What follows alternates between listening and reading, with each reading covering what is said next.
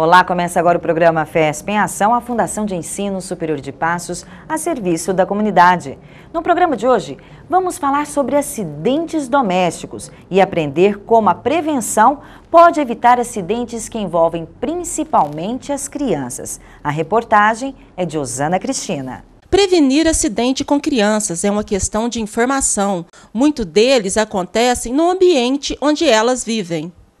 Residências com escadas, por exemplo, necessitam de muita atenção, ter o corrimão para apoio e cuidados também com os degraus. Independente se essas escadas são internas ou externas, o risco ela pode ser o mesmo. Como no caso dessa escada que nós temos aqui, nós temos apenas um corrimão no mesmo lado, que seria o corrimão interno da escada. Outro risco seria os degraus que não têm aquela condição antiderrapante, que seria aquela lixa que é colocado na beirada do degrau para que o pé do usuário não escorregasse em caso de chuva ou que estivesse ali utilizando com o piso molhado, né, geralmente quando lava a residência. Elas estão por toda a casa. As tomadas, muitas sem proteção, juntas, com a curiosidade dos pequenos, é perigo na certa. Nós temos algumas observações a fazer nesse sentido. Aqui nós temos aqui como exemplo uma tomada com dispositivo de segurança, né, que é essa pequena tampa, onde que ela dá uma maior segurança para a residência, no caso de onde tem crianças, para que evitem que essas crianças utilizem materiais, conectem alguns desses materiais nessas tomadas e venha a vir sofrer ali um acidente por choque elétrico. Quando se trata de energia elétrica, o cuidado deve ser redobrado. Cabo Rodrigo alerta para o uso de benjamins, T's ou extensões. Isso, se esse equipamento não for certificado pelo Inmetro e não tiver aquela capacidade de energia que ela pode suportar, evidentemente vamos ter ali um curto-circuito em breve, onde vai acarretar aí um pequeno início de incêndio que pode gerar um incêndio de grandes proporções na residência. É importante que os pais fiquem atentos às recomendações do Instituto Nacional de Metrologia, Qualidade e Tecnologia, Inmetro. Porque o Inmetro é um órgão regulador que vai certificar que aquele equipamento ali, seja elétrico, eletrônico ou qualquer outro tipo de dispositivo que você tenha usado ou venha usar em sua residência, para que ele tenha as mínimas condições de segurança para você utilizar esse equipamento. Não descuidar nunca das crianças, pois elas não têm noção exata do perigo. Nós temos que acompanhar a evolução da criança. Ao passo que ele vai crescendo, a gente vai descobrindo quais são os limites dele. Uma vez que ele pegou o controle, logicamente, ele deve saber utilizar esse controle para ligar ou desligar a televisão. Então, para que se extinga esse risco dentro de casa, o correto seria o quê? Deixar o controle de fácil acesso para ele, para que ele possa pegar esse controle e ligar a televisão e desligar para poder ter acesso aos seus canais ali, né, interativos. Os adultos precisam compreender o perigo que a falta de pequenos cuidados podem representar para a vida da criança. As crianças, a partir do momento que elas começam a caminhar, elas descobrem o mundo através da sua boca. É mordendo um objeto para saber qual que é aquele material, se aquele é um alimento, que tipo de instrumento que é aquilo. Então, muitas vezes é pela boca. É onde que ocorre, às vezes, muitos casos de obstrução respiratória. Alguns brinquedos podem levar risco para as crianças. Por isso, os pais devem ficar em alerta. Que geralmente são pessoas qualificadas que conseguem fazer. Que a mãe, muitas vezes, no desespero, acaba ali deixando de atender o filho por não saber tomar as medidas corretas, né, desses primeiros socorros e tendo que ser orientado muitas vezes por telefone, como nós tivemos vários casos em Passos, no Brasil e em Minas Gerais, que o próprio atendente do Corpo de Bombeiros ou de um órgão de resgate acaba passando as orientações para a mãe via telefone até que a unidade de resgate chegue justamente por isso, por um pequeno brinquedo, um pequeno objeto que a criança acabou colocando na boca e vindo aí sofrer esse engasgamento, essa obstrução respiratória. Outro grande perigo em casa é a arma de fogo, que sempre tem como resultado acidentes fatais noticiados na imprensa. A arma você tem que ter um registro, né, dos órgãos competentes para você ter esse tipo de equipamento em casa.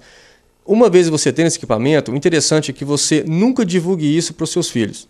Tenha sempre um local muito seguro, né, locais altos como em cima de guarda-roupa ou em guarda-roupa que tenham portas com trancas, né, com cadeado ou com chaves, e que não passa essa informação dentro de casa que você tem aquele equipamento ali, porque a criança é um ser muito curioso, tudo para ela é novidade, ela quer descobrir, ela quer aprender. Então, ela tiver posse de um equipamento desse, fatalmente aí você pode ter um acidente dentro de casa.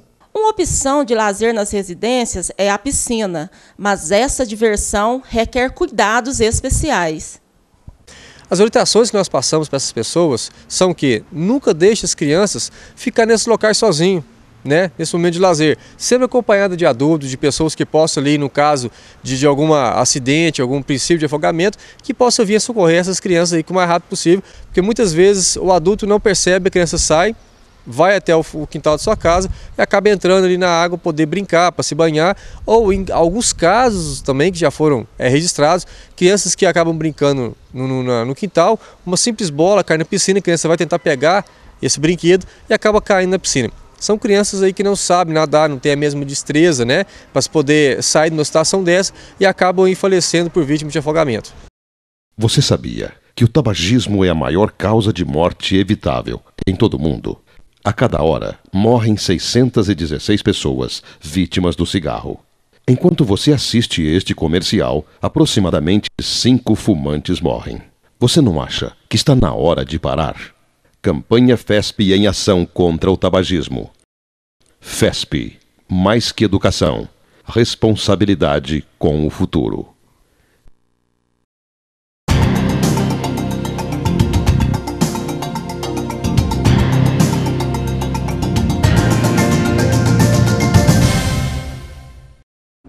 De volta com o programa FESP em Ação, a Fundação de Ensino Superior de Passos a serviço da comunidade. No programa de hoje, estamos falando sobre acidentes domésticos com crianças. Neste bloco, vamos mostrar um pouco mais sobre a prevenção e aprender como proceder em casos de acidentes. Mantenha as crianças longe da cozinha e do fogão, principalmente durante as refeições. A cozinha é um risco em potencial também. Temos vários objetos, várias condições aqui que podem trazer um risco para a criança, né? E para todos os usuários do local, mas principalmente para as crianças. No caso, nós temos o fogão, que seria a utilização dele para o cozimento de alimentos, mas com panelas onde tem esse tipo de cabo, que nunca deixá-los voltados para o lado da cozinha. Isso é uma maneira muito fácil da criança poder utilizar esse material, puxar esse material para cima dela. Se tiver cozinhando algum alimento aqui, logicamente vai vir para cima da criança, ela vai sofrer queimaduras de primeiro até segundo grau, né, ocasionando aí lesões graves aí, sendo que o certo seria o quê? Voltar os cabos das panelas para dentro do fogão, quando possível, né, para que seja utilizado com a maior segurança possível. Isso não vai tirar nenhuma condição aí para que a pessoa que estiver cozinhando tenha dificuldade de preparar esse alimento, né? A utilização vai ser a mesma. A panela de pressão necessita de simples cuidados que podem evitar acidentes. O que vale a gente observar seria o quê? São os orifícios por onde o vapor excessivo da panela de pressão durante o seu cozimento, ele vai sair para que essa panela não tenha nenhuma explosão. Por isso que tem esse dispositivo.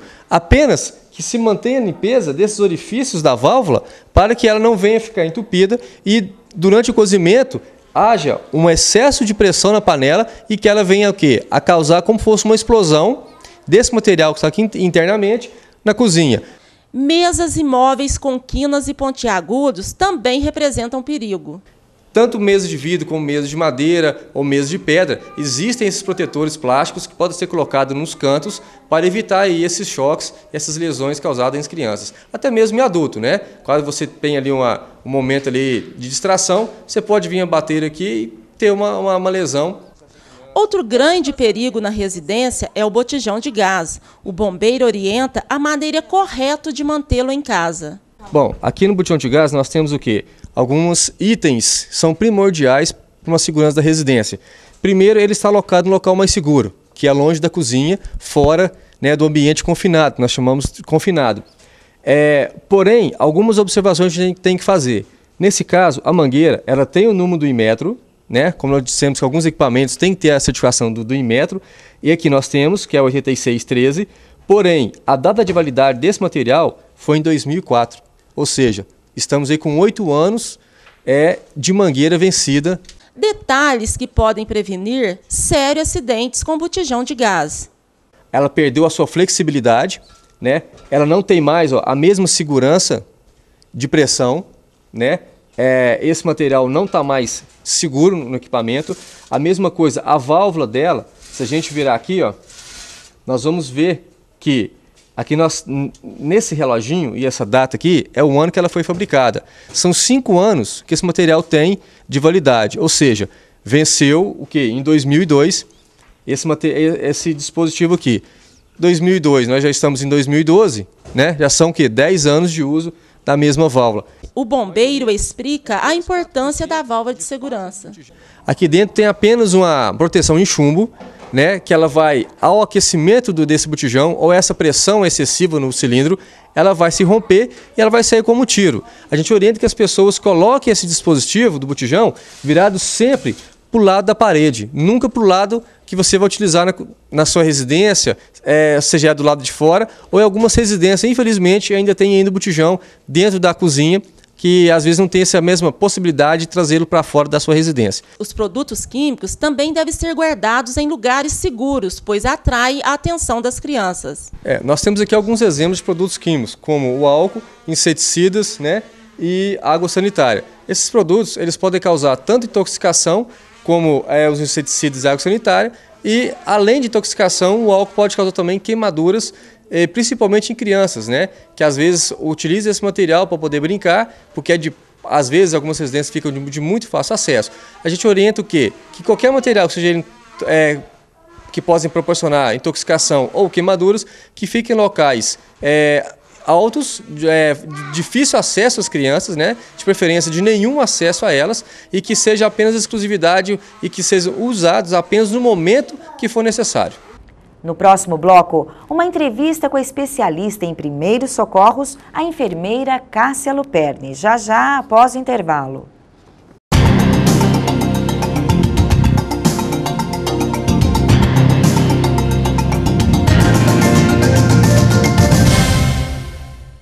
Não jogue lixo nas ruas ou em terrenos baldios.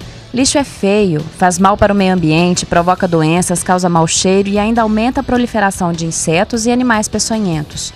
O lixo acumulado entope os bueiros e impede o escoamento da água, e isso aumenta o risco de enchentes e alagamentos. Evite esses transtornos. Cuide do lugar onde você vive. FESP, mais que educação, responsabilidade com o futuro. Renato, 17 anos, morto por overdose de cocaína. Juliana, 22 anos, morta por overdose de heroína. João Pedro, 38 anos, morto por overdose de crack. Silvio, 20 anos, morto por traficantes que cobravam dívidas. E você, qual a sua participação? Você vende? Você usa drogas? Você denuncia ou finge que não vê? Talvez você ainda não seja vítima direta. Mas até quando? Ligue 181 e denuncie, antes que a próxima vítima seja você. Campanha de conscientização contra o uso e tráfico de drogas. A realização: Polícia Militar de Minas Gerais.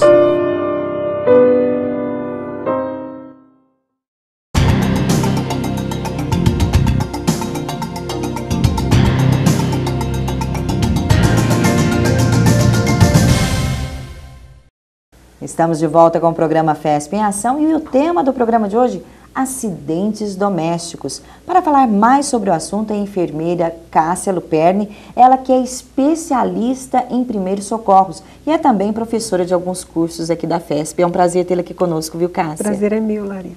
Cássia, quais os acidentes mais comuns numa casa? Bom, a criança, ela fica muito vulnerável a toda os quesitos de vulnerabilidade da casa.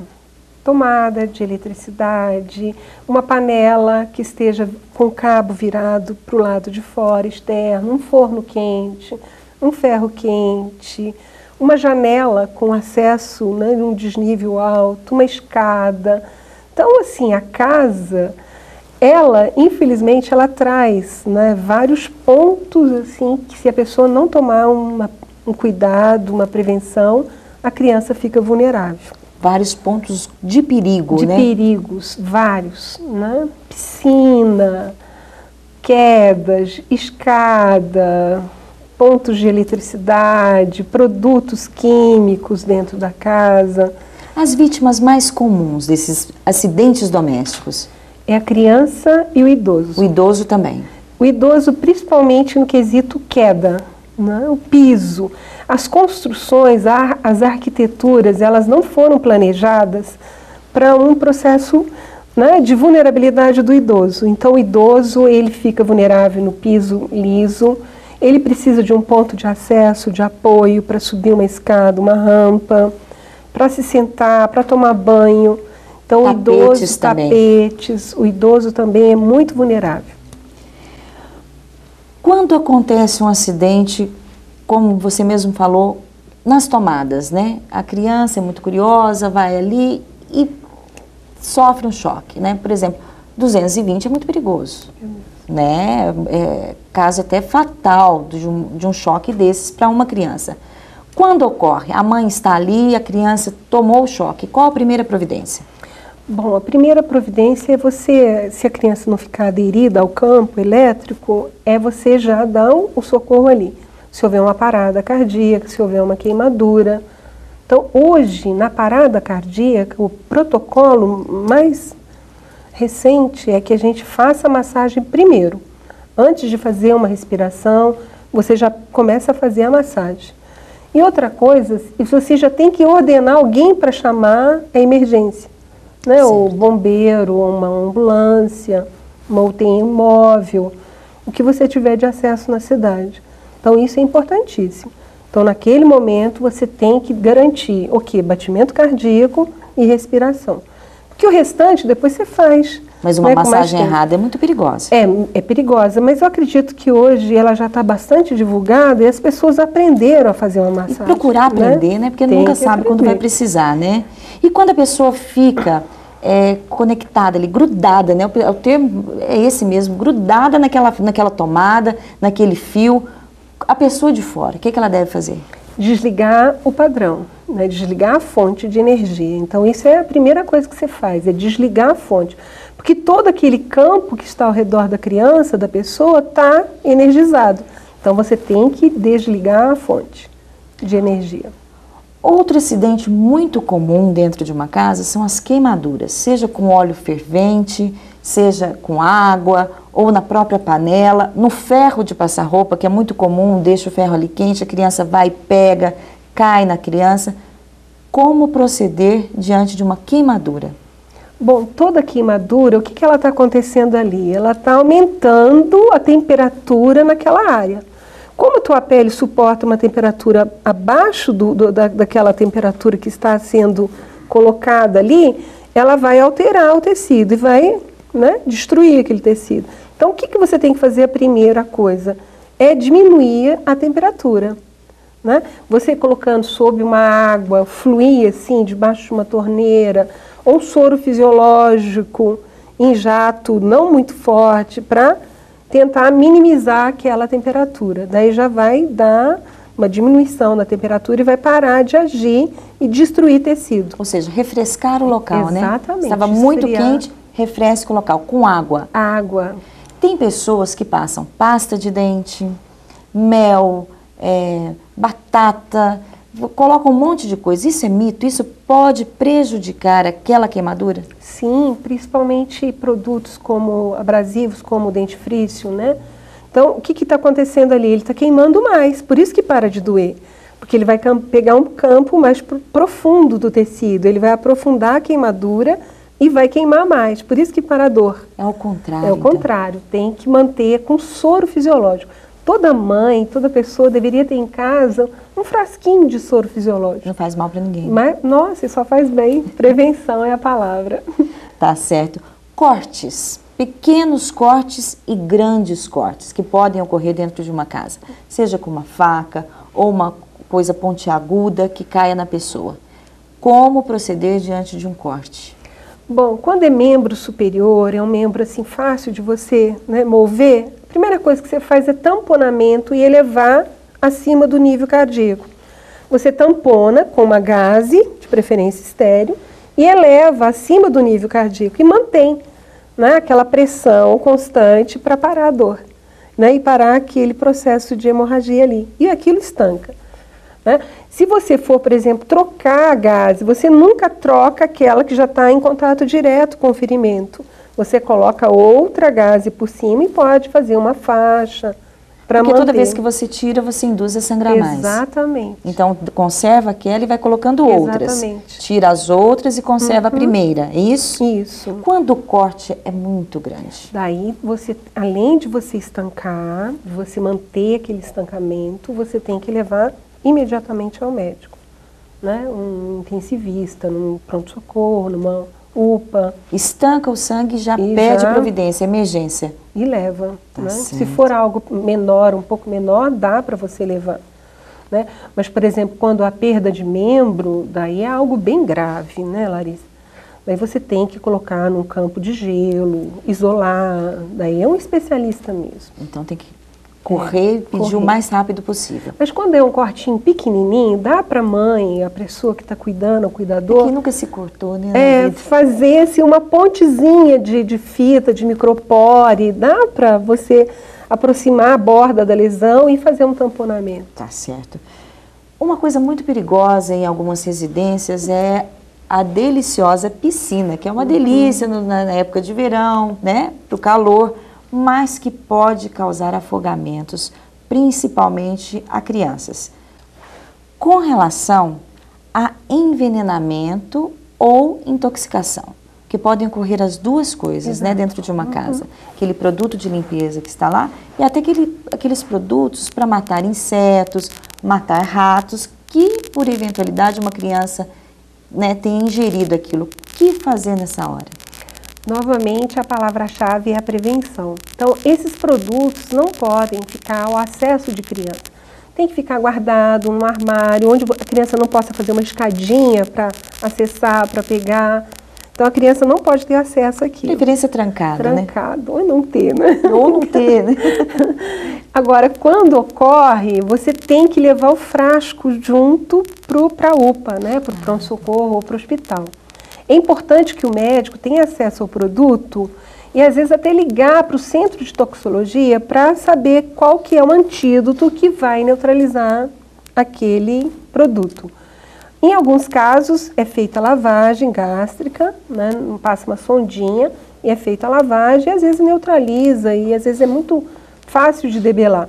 Mas em algumas situações é um produto mais tóxico e é necessário, às vezes, um antídoto, né, correspondente àquele produto. Então é importante levar o frasco. O frasco para o médico saber. Tem algumas pessoas que falam quando uma pessoa ingere uma coisa tóxica assim, primeira providência é tomar leite. Existe isso? É verdade? A gente deve dar leite para a criança? Não, nem sempre você deve dar o leite, né? Porque você às vezes não sabe que produto foi, né? Então você às vezes o leite aglutina e vai ter dificuldade você drenar, aspirar, passar a sondinha e aspirar aquele produto, fazer né? a lavagem total. Então é interessante mesmo fazer dentro do antídoto o que é que vai neutralizar aquele produto. É o médico que vai determinar Sim, se dá leite, é uma se não dá. ação médica. Tá mesmo. certo. Muitas vezes as crianças sofrem quedas, assim como os idosos também. Né? Os idosos têm um problema também grave devido aos ossos, né, que já não são mais os mesmos. Com relação ao idoso, o que fazer na queda quando você percebe que o seu idoso, o membro da sua família caiu? O que fazer? A primeira coisa é você fazer uma observação geral. Normalmente, quando há uma fratura, aquele membro ele se desalinha, ele sai do seu eixo anatômico. Então, você vai observar se aquele fêmur, se aquela perna está torta, totalmente desviada da fisiologia normal, do eixo anatômico da pessoa, você já pode suspeitar ali uma fratura. Na fratura, o importante é imobilizar, mas imobilizar mantendo, né, todo o tecido ósseo alinhado. Então, quem deve fazer isso é uma pessoa especializada. Então, virá ou os rapazes, né, os bombeiros, ou o intensivista, alguém que vai alinhar aquele tecido ósseo, vai imobilizar para levar imobilizado. Principalmente quando é cervical, quando é fêmur, fraturas de cabeça. Então, são fraturas graves, então deve ser levado com muito cuidado e por um especialista. Sim, não mexer, né? Não mexer. É perigoso. É. bater a cabeça, principalmente criança. Criança bate muito a cabeça, cai, bate no chão, bate na mesa e costumam reclamar que está doendo. Existe o cuidado de não deixar a criança dormir? Como funciona isso? É verdade, o trauma craniano, né, o que pode acontecer? Pode dar um edema intracraniano e esse edema, o que ele vai fazer com a massa cefálica? Ele vai empurrar a massa cefálica. Então, quando a criança dorme, perde-se todo o controle dessa criança, né, de verbalização, de consciência, de estado de consciência. Então, a criança é mantida em alerta e essa criança é avaliada por um médico, sistematicamente por um médico, de preferência. Ou seja, bateu a cabeça, uma batida forte, né? Isso. Levar imediatamente ao médico para ficar em observação, é isso? Isso, porque ela pode ter ali uma hemorragia intracraniana, dentro do crânio. Então é importante encaminhar para o médico. Tá certo. Cássia, no mais, quais os principais cuidados dentro de uma casa? O que uma mãe, um pai de família deve observar, né? Tanto cuidado com as crianças, com os idosos e com os adultos também, que às vezes vão até mexer no chuveiro e é muito perigoso. Acidente, por isso que tem o nome de acidente, acontece a qualquer momento, né? Isso. Primeiro é você fazer uma varredura de todo o processo da sua casa e ver onde que estão os pontos de vulnerabilidade. Então, o gás, você trocou aquela mangueirinha que ela tem um prazo de validade. Sim.